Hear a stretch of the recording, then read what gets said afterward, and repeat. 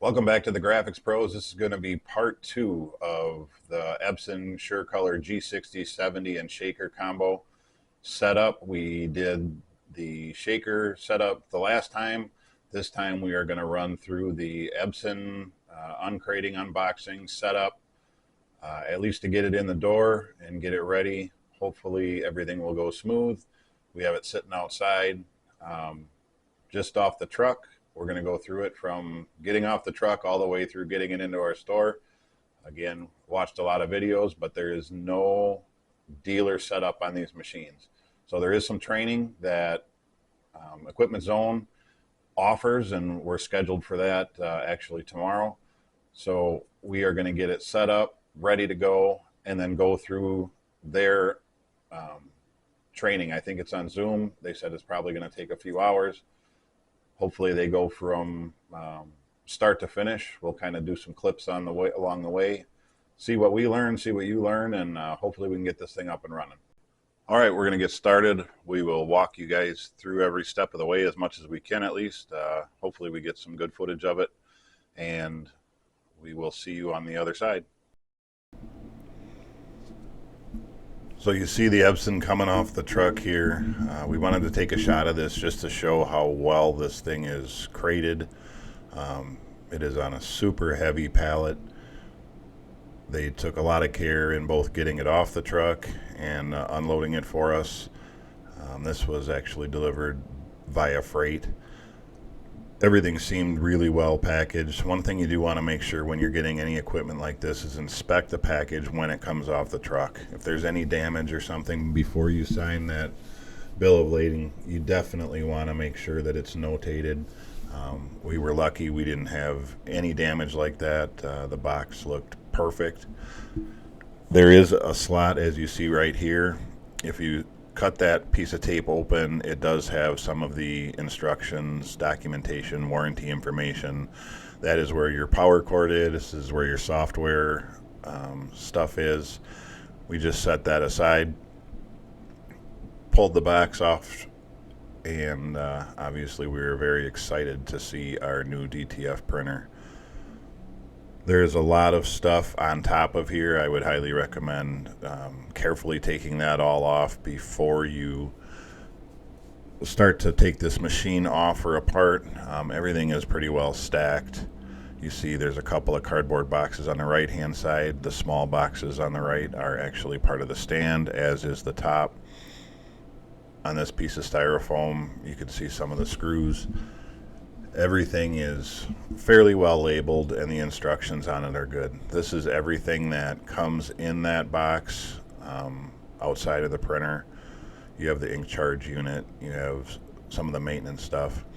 Assembling the stand is pretty easy. There's screws that are built into the side of the bar. They come pre-assembled. We had to loosen them just a little bit.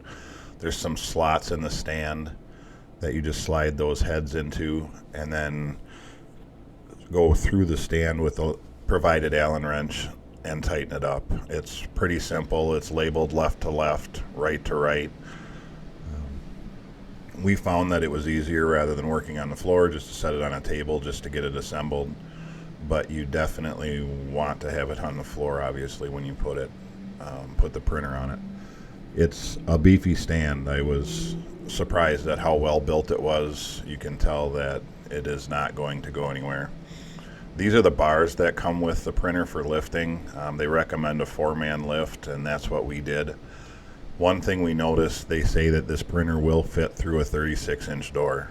That is true, the printer will fit, but if you look at these carrying bars, they will not. They are wider than 36 inches, so if we were going to just deadlift this in and set it on the stand inside the building, that will not work. You will not get it through a 36-inch door with these pipes on it.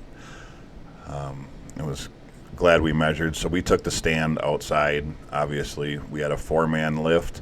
It is a heavy machine. I wouldn't want to do this with 2 people, and Epson does recommend 4. There's some centering pins in the stand. Once you get it close to where it needs to be, it kind of falls into place on those centering pins. You don't have a lot of margin for moving once it drops down. Like I said, well built. It feels very sturdy up there. Then you just pull those bars out. That's the only thing that you'll need them for. There is 6 mounting screws to mount this to the stand. The side I'm on right now is the control side. There's actually 1 in the front, 2 on the sides, and 1 in the back. On the left-hand side of the stand, there's only the 2 screws. Their directions pretty clearly show that, but it was something that we noticed, that there was 4 on the right side of the printer and just 2 on the left. Comes with the Allen wrench. Tighten them down. You know, that's something you don't want to over tighten either, but we tightened them down pretty snug, make sure it wasn't going to go anywhere. They do tell you to make sure that you lock the casters on the printer before you set it on, just so it doesn't move. We did that. Once we got it inside, we noticed something that confused us a little bit. Is there's 2 cardboard boxes that come with the printer. One of the boxes comes empty. I thought it was maybe supposed to have inks in it or something.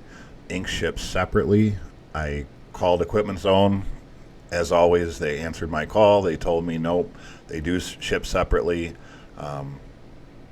Nothing to worry about there. So that one box, if you get this printer, don't be concerned. That box does come empty. The other box has the ink waste container and the ink waste bracket. So you have 2 screws that come with it. You're going to put those 2 screws in the leg of the machine. You also have to unwrap the ink waste tubes. Once you do that and get the bracket installed, there is a clip for the ink waste tube to hold that in place so it doesn't pop out. You can kind of see here there's 2 zip ties that hold in between that bracket, just so it can't move. Pretty easy installation on that. Only took a couple of seconds. It's just a matter of threading them in, sliding it down, and tightening them on. It seems like a pretty good system. The ink waste container is pretty accessible, even if you have it up against the wall, which is where we have it. It doesn't seem like it's going to be hard to get out. I may order another ink waste container just so when one is full you can swap it out and you don't have to worry about it. It does come capped with a lid, so you're not spilling everything all over the place. Again, this is really a lot beefier than I thought. I've seen some other DTF machines that just have a thin piece of metal that hold these on. This is a really well built stand and machine. I was very happy with what we were seeing for the quality of everything. When I put this in initially, I think you can see I just slid it in the clip instead of opening the clip. Obviously you can't do that because it doesn't capture those 2 zip ties in between it. Adjusted it later, but that clip should be open, the zip tie should be in between it, and then you clip it closed. Holds it in there very securely. Last thing we want is waste ink spilling out under a carpet. The bottle seems big enough where we're not going to be changing it every day, which is good, but just as part of regular routine maintenance, I think we'll keep an eye on it, at least until we see how much this machine actually purges when it does its maintenance cycles. I would rather personally have it purge a little bit than clog. So then they tell you to go around the machine, take off all of the blue tape. There's some inside the machine, there's some inside the clear covers, there's some inside the right cover where your ink carriage is going to be. So we just kind of went around, all 3 of us, making sure that we got every piece off. And it was pretty simple. And one thing that I did like versus some of the other printers that I've gotten was this tape didn't leave any residue on the machine. I've had some other machines, they come taped like that, and we're trying to wipe it off with Goof Off, or it's just really hard to get the residue off. This tape did not seem to leave any, so that was a good thing. Everything was just clean and spotless when we got this machine. You didn't see any dust anywhere. Obviously, when you're inside by the carriage, you want to be careful removing that tape. You don't want to pull and tug on anything. That container that I just opened right there on the right side of the machine, that is actually where your maintenance pack will go. This is my brother's favorite part, is removing the plastic from the screen. I think he did it on both machines. Put your maintenance in there, and as you can see, we finally and very happily got this thing rolled into place.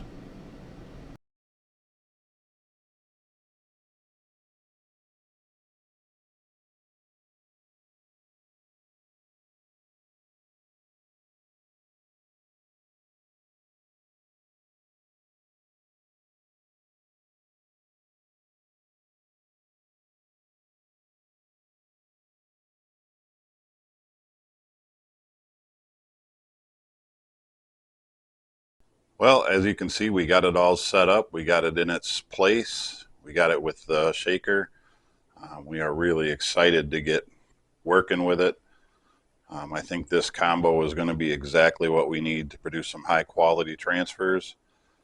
We have training tomorrow. We are just waiting for our inks to come in. They're supposed to be here today. Then we'll get this thing inked up, get some film in it, get some powder in the machine, and we should be ready to go. Again, if you guys have any questions on it that we could ask or we could answer for you, please let us know in the comments. Don't forget to like, comment, and subscribe. It really helps us out a lot. And we will take you with as we learn this machine. I'm sure we'll all learn something along the way. We will see you on the next one.